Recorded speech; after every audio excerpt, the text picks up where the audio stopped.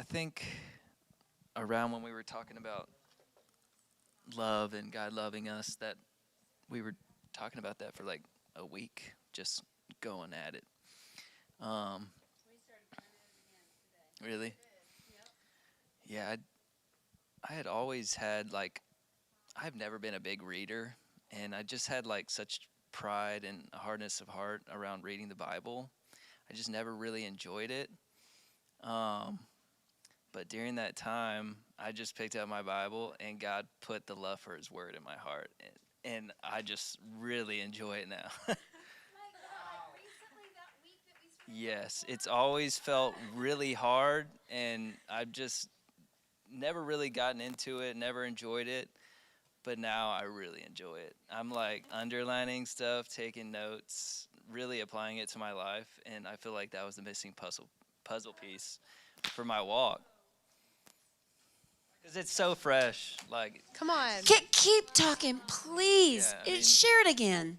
Share it again. Share it again and go deeper. Share us the scriptures He's revealing to you. So God put like the love for worshiping Him in my heart at a young age. I've always loved listening to worship music, worshiping Him. That's been so natural to me. And I've always heard like be disciplined in reading the Word, pick it up, just read it. But I didn't want it to like. Oh, sorry. I didn't want to check off a box just by reading His Word, and because I've heard just be disciplined, just start picking it up and reading it. But I didn't want to go through the motions and just read it just for the sake of reading. I want it to like actual mean something to me. And so it was literally nothing me mustering up. Like it was totally God just at a moment just putting His love in my heart for His Word, and I started really enjoying it because I've lived my whole life with just this wall and just pride around reading His Word. I never really got into it. I couldn't enjoy it for some reason. But at one moment, I just picked it up, started reading it, and I felt just a complete difference. And it was all around the time we were hammering God loving us and loving God. And Thing I remember, I don't need to say this in the mic, but okay. I just thought it was interesting because the night that you started speaking of love was Colin's first night playing guitar, like in worship. So like he was still doing what was genuine and what God already put in his heart to worship Him, but then he imparted so much more to Colin than what he showed up for. So I just thought that was sweet. And by the way, I have not even heard the little music clip you just shared, but that first one you put in, I listened to it, I don't know, since it was a clip and it looped, I don't know how long, hours, and it was ministering to me, so ministering to me. Love So came looking for us. please keep, huh? love came looking for us. Is that what you said? That was the part. Yeah. And you know, it'd be awesome to share that clip and tell a little bit about how him sending it and then this testimony. We say yes to loving everyone, 'cause you were love and you were in us, you were in us, you were in us.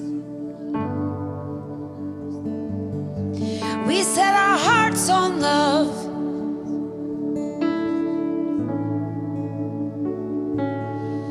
We set our hearts on love, loving you. We set our hearts on love. We set our hearts on love. Yeah, there's just some parts of worship that you're just soaking in, and that was just one of them. And it was just setting your heart on love, and you just kept repeating it, and I listened to that for a couple hours too, and so I was like, I'm just gonna send it because it's ministering to me. So yeah, I'm underlining just learning the nature of God and how serious sin is to Him. I'm still going through the Old Testament. Haven't gotten to the New Testament yet, but just seeing how serious sin is to God and how much He loves us. And yeah, it's been a Talk about it. Keep talking. yeah. I mean, I don't deserve anything he's ever done for me. And I'm just living in that reality. Like, I literally don't deserve Carly. I don't deserve Annie. I don't deserve to be at this church. I don't deserve to fellowship with you guys. I deserve hell. And Jesus came and saved me, pulled me out of my mess, and put me in such an amazing church. I mean, there was one point, Carly and I, we didn't know where we were going to go. I don't think we knew about Eyes on Jesus yet, but I just felt so empty. Like, I'm like, as a husband, you want to lead your family, and when you don't have spiritual family around you, when you don't have a church, you just feel so lost. And that was just a really dark time for me, because I'm like, God, please lead us. Like, I don't know what to do. And he led us here, and it's been the greatest thing ever. We're not going anywhere. Thank you, Jesus. Yeah. Jesus. I'm saying thank you, Jesus, because we need y'all too. Yeah. We all need each other. Yeah. We're the body. We need Christ, and we need each other. Yeah. We've been able to receive so much being here, and just Jesus is amazing. He's puts so much faith back into me. Like, I feel like I was just coasting, but I just was shocked. Like, I'm back to life. And now with this love for his word, it's just, who knows what's next.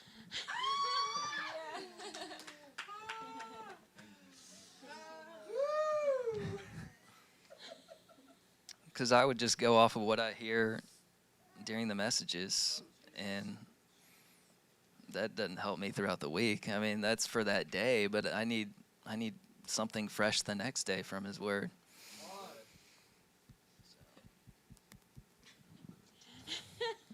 Now Go ahead, Colin. What? my thoughts have totally changed. Like, you've been talking about thinking, and it's mostly because I've just been reading his word, and it's totally changed. Like, instead of going throughout my week just thinking about random stuff, I'm actually thinking about God, because I'm spending time with him, and I'm spending time in his word. So what you're describing is humility, like the not feeling entitled and being thankful, and that's the gift of humility. So beautiful. I mean, it's a lot. It's knowing God. It's being restored. It's being renewed. It's all kind of things. But what I really hear is humility.